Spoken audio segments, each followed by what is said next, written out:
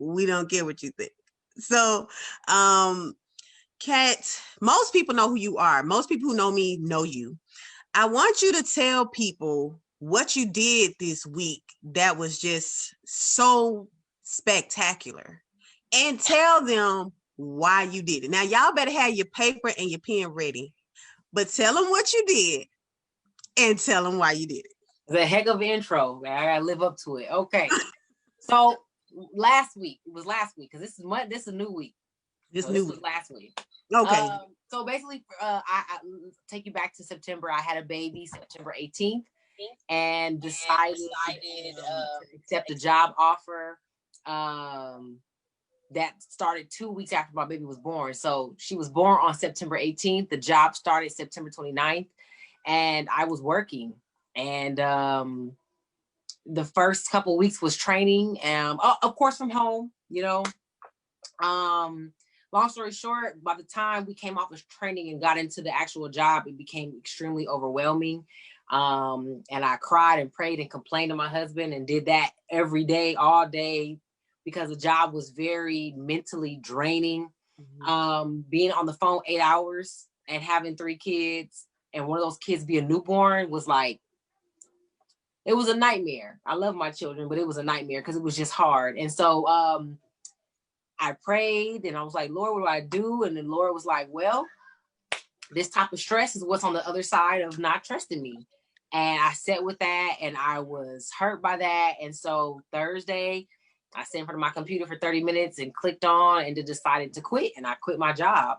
And that was really, really significant because my husband and I want to buy a house one day. If I could be candid, we have a 2017 Chevy Traverse. The radio was iffy. Okay. It was going in and out, child. And so we need a new car, and we need a new car. It would be nice. So I significantly diminished our income quitting that job, but I had to do it for peace of mind. And so a lot of people probably say this girl lost her mind, but I was okay with accepting the sacrifices or the concessions that would come along with a one, income household. That was fine with me. Right. So yeah, that's when I quit my job, and people have DM'd me like, you seem so happy.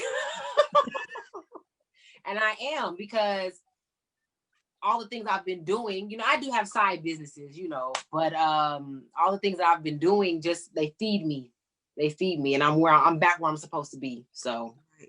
Yeah. And I think the biggest part of it is that you did what you were supposed to do.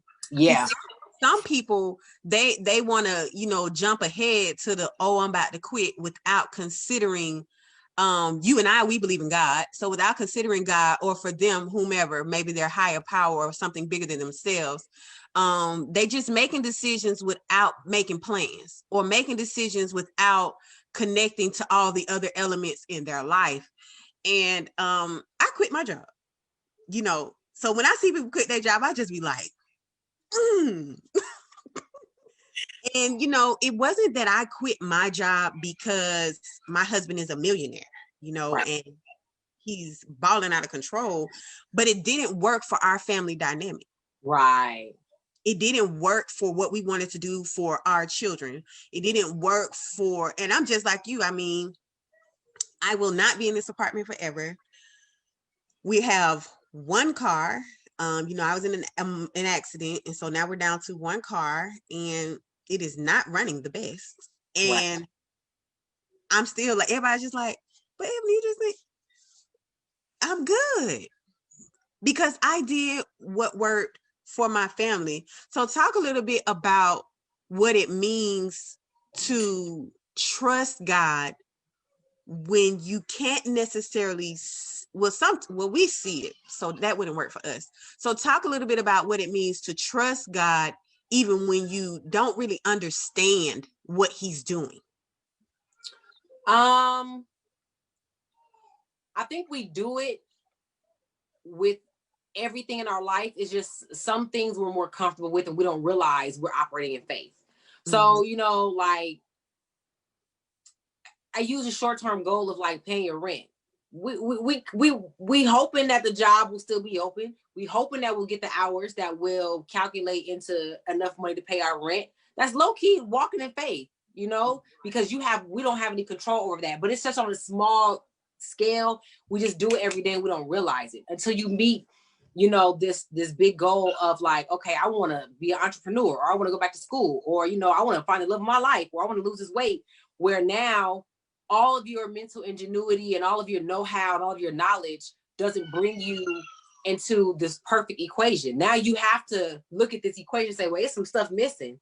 And I don't know if I trust him. And I think that I'm going to just speak for myself. I try to make I statements. I'm the type of believer who got to be sick and tired of being sick and tired.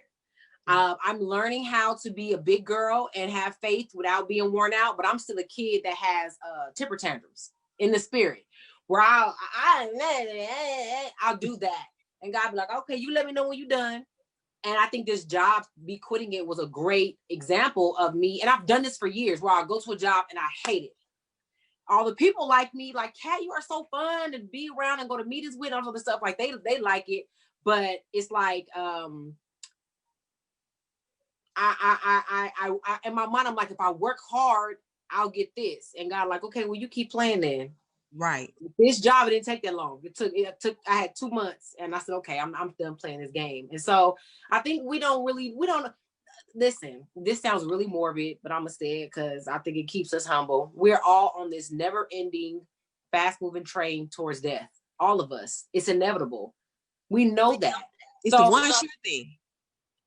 So we don't walk around living sad and depressed. We make choices. You know what I'm saying? Like, I want to live today. So I think for me, it's like, okay, as I wait for God to work this out over here, if he's giving me the opportunity to live full of joy and peace and all the other fruits of the spirit, then I'm going to just choose to. Now, don't get me wrong. Sometimes we get it wrong and I get it wrong. But this job, baby, I couldn't. I was sick and tired of being sick and tired. So I jumped off the cliff. Listen, and ain't nothing wrong with leaping, okay? This is the thing. Last week, my mom that I had on, we talked about how lonely motherhood is. And I want you to talk a little bit about the reason we take the job, you know, the idea, concept behind, you know, wanting to feel like we're contributing to our household, yes, you know, having the degrees, having all of these things and tools under our belt and feeling like we're not putting them to use, or that, you know, the skill sets that God has given us, that we're not using them. Talk a little bit about the reason people take the job knowing that they shouldn't. I don't think we know that we shouldn't. I think we tell ourselves the lie, which is, I'm being a good mother. I'm being a good woman. I am considering what other people are saying, even though we're headstrong and we're smart and intellectual. Subconsciously, like we kind of talked about before the video got started, our subconscious is a culmination of all the things people are saying, you know, and what women should be doing and what I should be doing. And, you know, the strong Black woman, you know, all of that is at play. And so I think, I know for me, I could make I statements. I'm trying really hard to just speak for myself because people, you know, I thought I was doing the right thing. You know what I'm saying? I thought I was, but if I'm really honest and go deeper, I would agree that I knew I shouldn't have took the job because it did not make sense for God to give me this amazing, healthy pregnancy to send me into this stressful, crazy situation with a newborn. So all I could do was look around and say, you did this to yourself. And so I think it's coming into the realization that I made a mistake and maybe I was wrong. So I think that's a big part of it, is you think you're doing right. Think about a lot of the mistakes you've made in your life. You thought you was with the right person. Right. You taking the right job. You know, you thought you was doing the right thing. And then when you're on the other side of it, you like, dang, whoops, you know? So, yeah. Right. And I think so many times we feel like, I again, like you said, I can only speak for myself. Yes. It's been so many times I had to catch myself like, oh, I have all these skill sets. I can do all these amazing things. Yeah. Why am I just a mom? Ooh, you know, girl. Why am I just a mom? Why is that the only thing I'm doing, God? And then he has to remind me that, you know, he's provided me with other outlets and other things to be able to do. But the most important job I have right now is cultivating my kids, you know, so they can turn out. I think, you know what, in saying that, it's okay to admit, and let me free up some mothers, it's okay that that's not fulfilling. Because I think that's the part they don't tell us as mothers, is that while that is your number one on the list, it's not going to be fulfilling, meaning it's not going to serve you and give you everything. And I think that I wish someone would have told me that, like, hey, just so you know, having children is going to still leave some parts of you thirsty. And let me say, for all those the super Christians, yes, Jesus can quench all of our thirst. Like, yeah, we get that. But he also put a purpose inside of me with amazing gifts and talents that are supposed to be used. And I think that craving, it just gets stronger over the years, because you notice, as much as you change as a woman, from a kid to a young lady to a woman, that desire of that purpose doesn't change. And I think that's amazing, because that's how you know it's from God. That your circumstances could change, your money could change, you know, who you with could change, but you've always been somebody that was empathetic or wanted to help people or wanted to be a teacher or on your business, you know? So yeah, girl, like, I love my kids. It doesn't fulfill me as an individual. You know what I'm saying? There's other parts of me that my kids can't answer for. And it's not their job to, you know, it's not their job to. And I think that's an important thing to say, because some people would shun us for that, you know, saying, well, I'm not fulfilled by being just a mom. But I agree with you that it's okay to be able to say that, because especially when you have other gifts that God has given you, right, doing those things before you had your kids, and then you have children, you know, it's kind of like within the marriage, you know, people be like, oh, my kids come before my husband. You're wrong, sweetie. Your husband comes before those children. How did they get here? You know, how were they able to come into this world? You better make sure your marriage is right, just as well as making sure them kids are fed and fed and not hungry, you know. So I think that I think that's a very important statement to make, because I'm sure there are plenty of moms who feel like they would be judged, you know, for saying, you know, this mommy thing really isn't all that great. I feel overwhelmed every day. I'm tired every day. What is it? And you know, the super religious people will be like, well, trust in the Lord with all thine heart and lean not to your own understanding. And that's absolutely fantastic. And I love the scriptures, and I can quote many of them to you. But what about the inner being of me?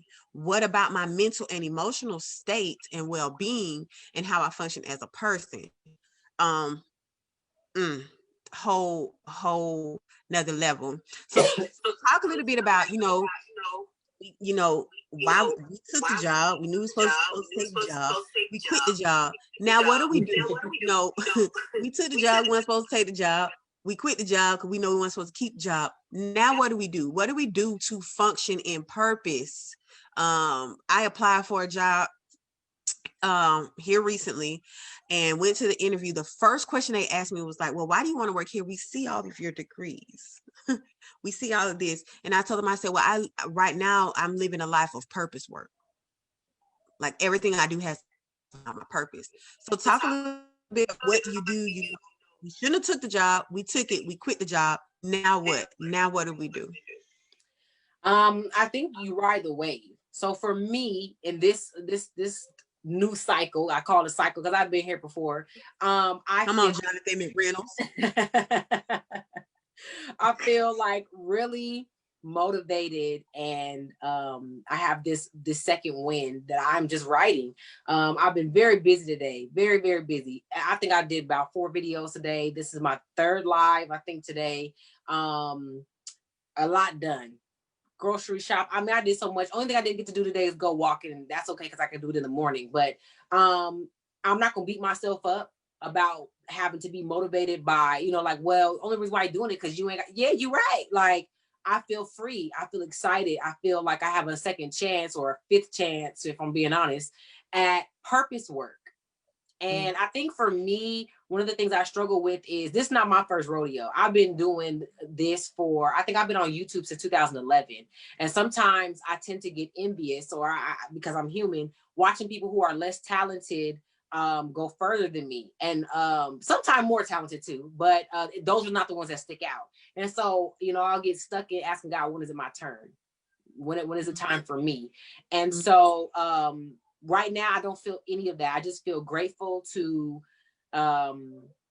have had the strength and the faith to quit the job. And so I'm like, okay, well, if I'm motivated to do videos, edit them, get them out there, take the interviews, talk to the people, all of that stuff. And I have to say, without talking about my business, I did that live. I think I did the live That night, the same night, I quit. You did the same day. Yeah, the same day. And when I got out that live, I had people bless my family. I'll say it like that. You know, and it shocked me because I was like, oh, you know, I wasn't gonna worry about this, but somebody, you know, bless my children. And I was like, wow, God, like just walking in obedience, taking the leap of faith.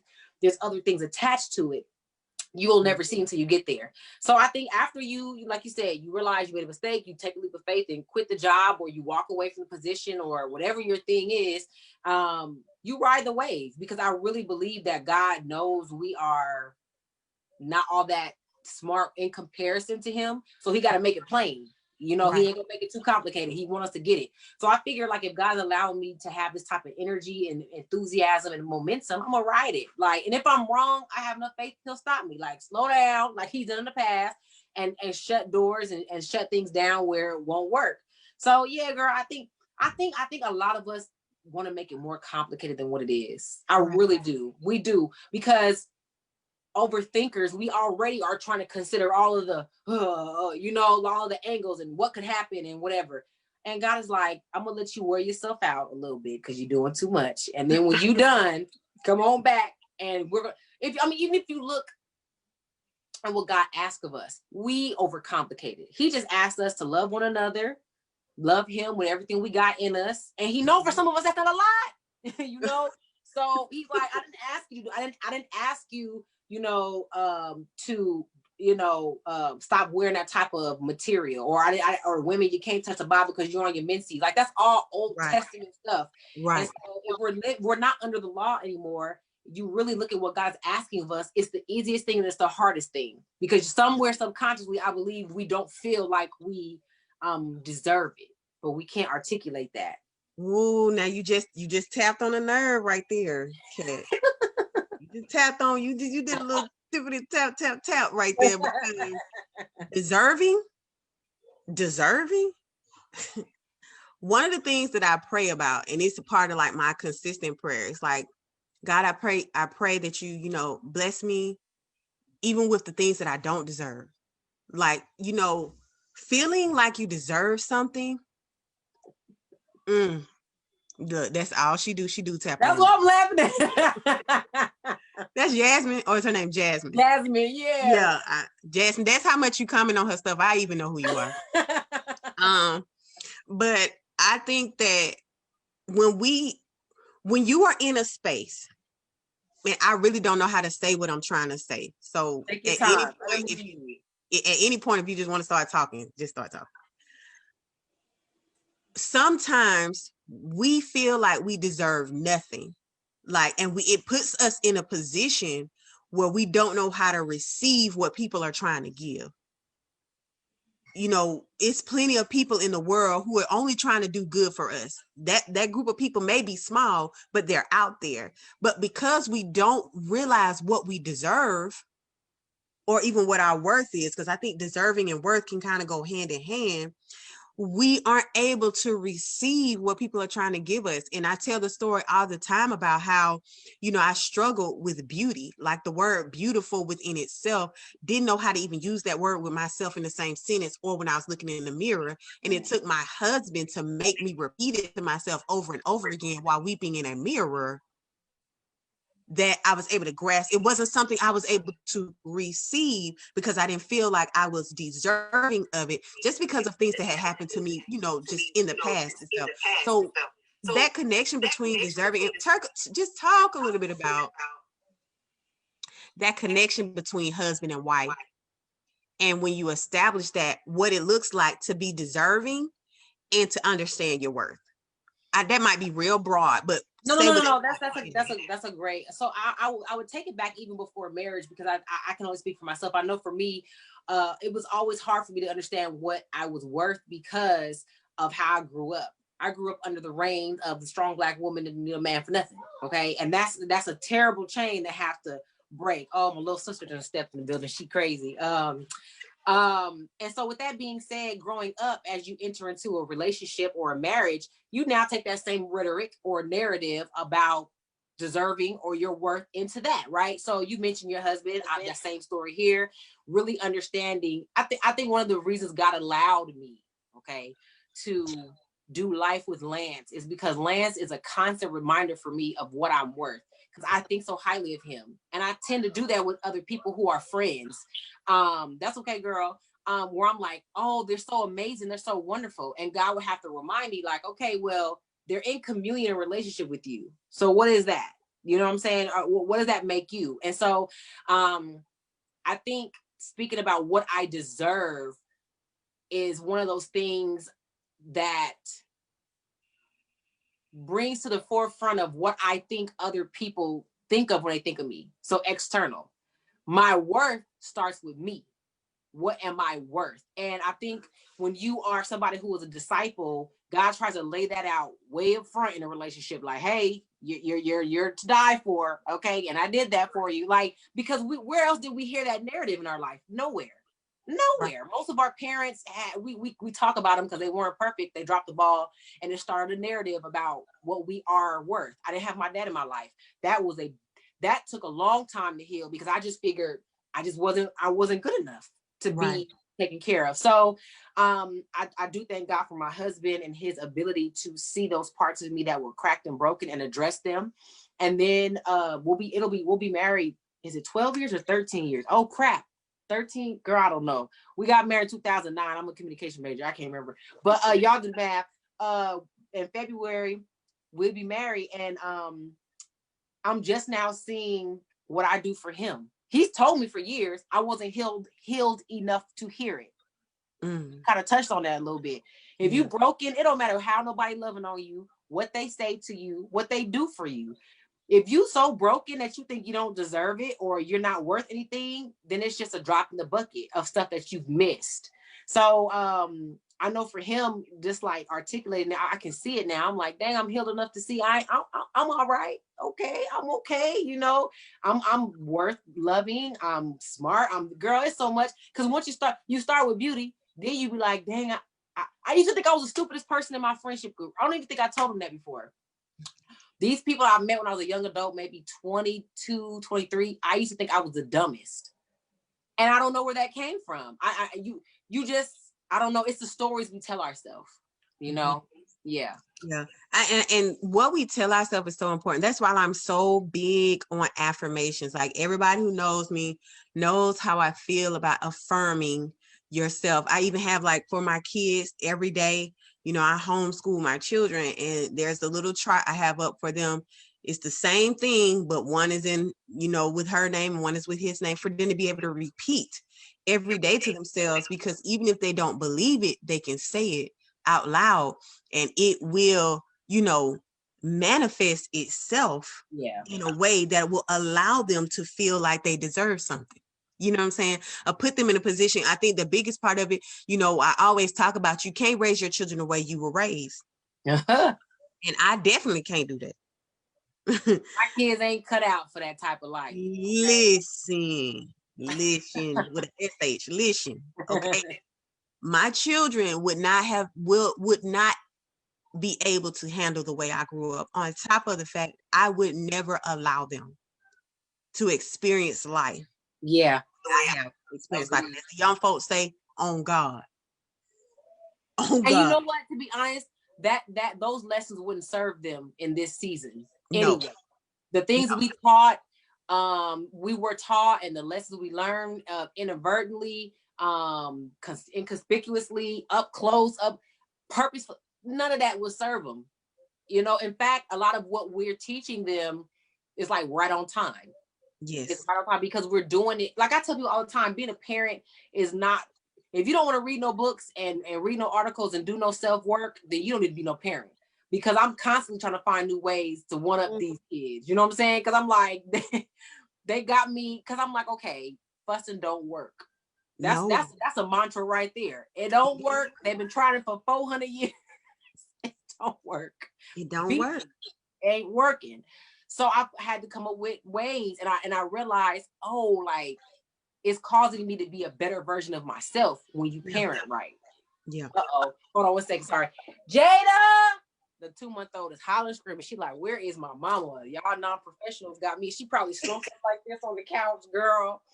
But yeah, girl, we couldn't parent them. The kids been there, ran away from home. If we say did a fraction of what our parents did or said to us. Listen, the other week I posted and I was like, all these people trying to tell me they gotta wait until they're financially ready to have children. I thought that too. That they need to be mentally and emotionally prepared. Some of this stuff I have to scroll past because it's preposterous. Like, I want to be like, I respect the heart position. I can respect that. But you a fool if you think you ever are ready for children.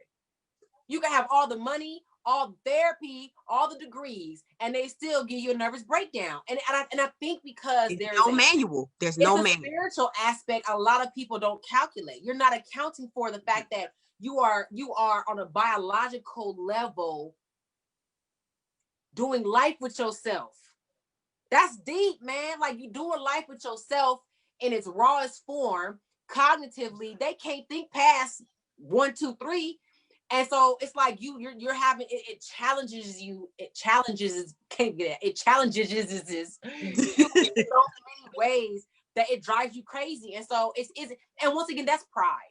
It is pride to think that there is a standard. Now, don't get me wrong, you should not be like on drugs and like homeless trying to like start a family. I get that. There's a financial responsibility aspect that has to be met. I get that. I ain't talking about that. I'm just saying for the people that's like, I ain't financially ready to have a baby. Okay, you 36. Okay. For some of us, okay, women, there's a time clock that's in play. Mm-hmm. I don't care how politically correct you want to be. It's a time clock in play. And for me, I don't want to be. I saw. Did you see that when I said some of y'all want to be in your 40s taking your kids to kindergarten and that's your business? I think I was like, oh, I had to like that. I think because it ain't gonna be me. It ain't gonna be me. I'm 33, so she'll start kindergarten. In 5 more years, so 38. Like, and we doing homeschool like that. Well, that's the plan. You know what I'm saying? So that I could start before that. But girl, like, I don't want no kids at 43, 44, 45. That's not what I want for myself. That's not what I want for myself. That's not what I want for myself. I'm telling you now. I still be trying to figure out how I have 3 kids. Whoops, girl, I'm right there with you. Cause I was at that cupcake shop. And that man said, "I think you're pregnant." I said, "Damn, man, I think I'm pregnant too." That was in January. And I'm like, dang, like what? Like, and I think that's the other thing is that for some of us, our story isn't, our story isn't so neat and clean. Well, I don't know about y'all. Like, I didn't plan not to have them. I think that's a fair, way to describe it. I wasn't trying not to have them, and I wasn't like trying to have them when I got pregnant. Yeah. I mean, if you're married and you're having sex, then you're not trying not to have them if you don't have something in place. So let's just be real about that. It's plenty of times where people like, oh, I wasn't trying. I mean, we were open to the idea for almost 3 years. Yes. Nothing happened. I planned to get a tubal, go to my appointment, and they like, oh, wow, you're pregnant. Yeah, that's how it happened. Ain't nothing. You can just sit there. Yeah. And when I tell you, he tests my patience every day. I believe it's always the babies. Me and my husband are babies in our family, and the stories we hear about ourselves, I know this one gonna give me a run for my money. Cause she get it. Cause I'm older. I'm more settled. I'm a little bit calmer. I'm not the firecracker or pistol that I used to be. Oh, I know she gonna give me. She gonna make me work for this. She gonna make me work for every piece of that 18th birthday to kick her out. Because it's always them babies. Them babies they live by a different set of rules, baby. They do. My sister. I have a younger sister. Okay. She live by her. I'm the middle child. My sister live by her own rules, and I mean that's good for her because she don't really let nobody tell her nothing. She want to do something, she do it. Period. That's me. Say about what she doing, she be like, "Who are you? Why are you talking to me?" Like she has that.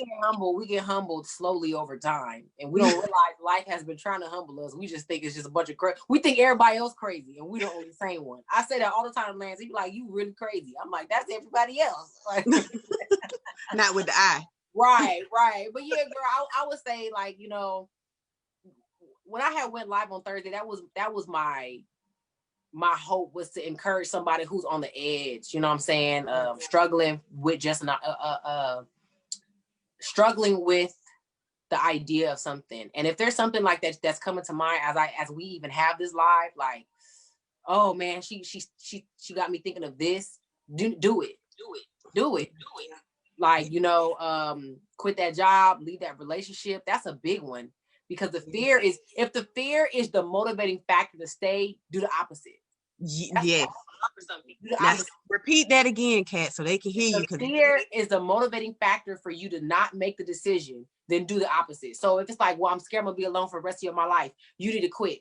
I mean, you need to quit that relationship. Well, the fear is, I'm never gonna find a job like this, and I won't get promoted, or I'll miss a promotion. You need to quit. Or like, well, I don't want to go back to school because I ain't trying to be in school all, you know, old and feeling this, and I'm not good with online. You need to go enroll next semester. Like, because there is a logic that we like to dress fear up with. You know what I'm saying? Like, oh, what I'm just being a good mama. I'm being smart. I got to work. And then we just keep ourselves there. And sometimes we blame stuff on the devil. And the devil like, stop, keep my name out your mouth. That's you. You know what I'm saying? That don't be no devil. That's you dressing it up. And I'm big on that. Like, me and my best friend will talk. We'll be like, all right, what's the fear? And there's sometimes she'll go, what's the fear? And I'll say it, and I'll scare myself with what comes out my mouth. Like she asked me about my career, and I was crying one time. She said, what's the fear? And I had to say out loud, my fear is, by the time God wants me to get famous and rich and popular, I'm going to be in my 60s, and I ain't going to be this Kat Branchman no more. And I just started crying, because that was really the fear. And so that's another good exercise to do with yourself or with somebody. What's the fear? Go. And say it. Don't think, just talk. Don't think. Talk. Yeah, say it. Say it. Because here's the thing, it's in your heart. And I think we fail to realize we ain't hiding that from God. People swear, like, I wish when I get to heaven, I'm gonna ask God for the archives of the prayers of people lying in their prayers. Lord, I come to you right now. No, you don't. You're coming bitter. You're coming scared. You're lying. Okay, you're ugly. No, I'm just playing. Like, you're not coming with what's in your heart. So he can't even begin to address what's coming out of your mouth, because your heart is not being honest about the fact that, God, I am mad at you. You ain't praying for no job. You want peace and rest, but you're not full of faith enough to quit a job and let them take care of you. So you holding on to that job or that man or whatever. Girl, my bad. I just be ranting. That was it right there. That was it. Because I lived it. You know what I'm saying? I lived it sitting here doing all this church work. That's why the church shut down. Because a lot of us needed to sit down. Because we was getting fed off of doing something for the church. Girl, anyway, child. And now look at you, sitting at home quarantined. You don't even like the family you quarantine with. But you stay up there at that church all year, working to the bones. You know, stuff like that. God, like, no, man, like, I need y'all to get back to like some stuff, some fundamental stuff that I need to fix in your theology. And I think that's what's happening. Yeah. I mean, you ain't told not one lie. I ain't heard not one of them. I ain't heard no lies. For real, girl. Listen. Listen, I know we're on. We ain't technically been talking 40 minutes because we had some technical difficulties. That's true. That's so round that down to 30. Around about 5-6 minutes. So 5-6 minutes out. But listen, before you go, I do want you to share with people. I know that you play a lot of roles within your home, within your different businesses. You play a lot of roles. So what's one thing you would tell a mom? One thing you would tell an entrepreneur, and one thing you would tell a wife? One thing I would tell a mom.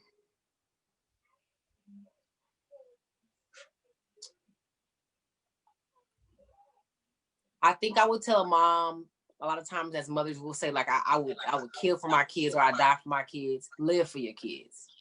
Live for them. Live in real time. You are a living, breathing, human, ever-changing organism. Live for them then. Yeah. That means apologize when you need to apologize. Say, my bad. Grow when you need to grow. Stop some when you need to stop bad behavior. live for them. I think that's a deep statement because it reminds you that it's okay to be human and carnal and make mistakes. You know what I'm saying? Yeah. An entrepreneur. I would say if you're questioning what you're doing, take a break, give yourself some time. And if you cannot put out the fire that is burning within you about your passion, then you need to keep going. I know for me, God gave me a prophecy about what I'm gonna do, and I haven't really seen it come to fruition. And sometimes when I want to quit, I'll find myself doing the very thing that I didn't let go of. Like I was working this job being a life coach. I remember I worked at a gas station. I was giving people life advice. Like this what you need to do with a whole, degree. So I found that even when I try to run away from it, there's still a fire, whether it was raging or it was a small little kindle, it was still in there. So I would say as an entrepreneur, walk away from it then, drop everything, and say, all right, God, what you trying to tell me? And if it's still a fire there, then you right where you need to be and you just needed a break. But if you find that your vision has shifted, then you need to go back to the drawing board and be open to what God's trying to tell you. Mm-hmm. And then the last one was to women, you said? A wife. A wife. Wives. Or if you want to just do something marriage focused. Yeah, I like it. Gather my thoughts. I think for wives, when I think of a wife, I think of, so I'm gonna say this and hear me. It's a joke, but it's so real. My best friend told this to me, and I just told this to somebody last week. We're on the phone and she was just telling me about the things that her husband doesn't do and she wish he would do it. And she was like, he's this age, he should know better by now. And I expressed to her, like, if you're a good friend to me, you're probably an amazing wife and life partner for your husband. And the things you're wanting him to do and to be, he can't do or be, because that's not how marriages work. We're literally puzzle pieces that fit into each other. So I'm there to call my husband to a higher standard, but I start to lose the game when I start expecting him to be me, right? And that's a very thin line. And so I told her, I said, you know what you want? This is what I'm gonna get you for Christmas. You want a wife. And she fell out laughing. And I was like, and I don't mean seriously like a threesome. I just mean what we're asking for is for them to be us. If I had a wife, she would probably have dinner on right now. And when I came out there, the kid, because that's how women think. That's what we do, and as a wife, don't get caught up in your spouse becoming you. That's not his job. Now you can call him to a higher standard. You could continue to give him the grace and mercy to grow. And sometimes he needs correction, like, babe, I'm kind of tired of the shoes always being here, like stuff like that.